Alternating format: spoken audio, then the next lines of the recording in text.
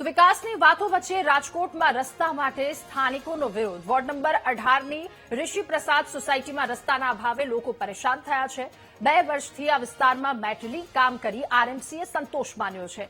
પાક્કા રસ્તા ન હોવાથી ભર ચોમાસામાં લોકોને મુશ્કેલી થઈ રહી છે।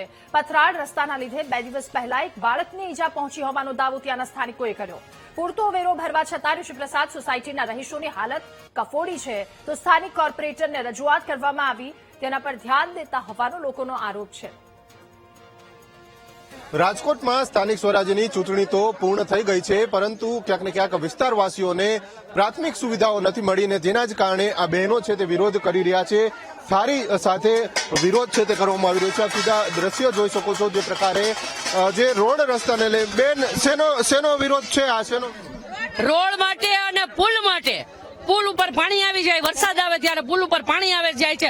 બાળકો અમારે સ્કૂલે ગયા હોય તો એ ફરી પાછા ને લઈ આવવા હોય તો અમારે કેવી તકલીફ પડે છે। અને રોડ નથી થતો, અહીંયા જરાક વરસાદ આવે તો ગારો થઈ જાય છે, અમે પડી જાય છીએ। 25-50 જણાના હાથ પગ ભાંગી જાય છે, અમારે શું કરવાનું?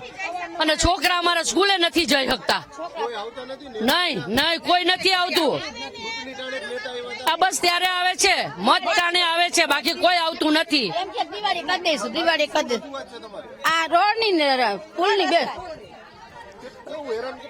અરે બહુ જ હેરાન થવું પડે છે। જયારે વરસાદ આવે ને ત્યારે તો અહીંયા પગ નથી મુકાતો અમારાથી। હા, કિડની ની તકલીફ છે, હાલતા અમારે હોસ્પિટલે જવાનું થાય, પણ રોડ રસ્તા બંધ હોય એટલે કેવી રીતના જવું? 15 વર્ષ થઈ ગયા, ના કોઈ બનાવ્યો નથી, અને વેરો કાયદેસર ટાઈમ ટુ ટાઈમ લઈ લે છે। તો જે પ્રમાણે વિરોધ છે તે કરો બેન, શું કેટલા પડી ગયો? કાલે પગ ભાંગી ગયો હે અને કાલને પરમે રજા દીધી। આ સાયકલ જો પાણું આવ્યું પડી ગયો, ના કોઈ બનાવતું નથી, કોઈ આવતું જ નથી। આવે છે ને વયા જાય, ડામર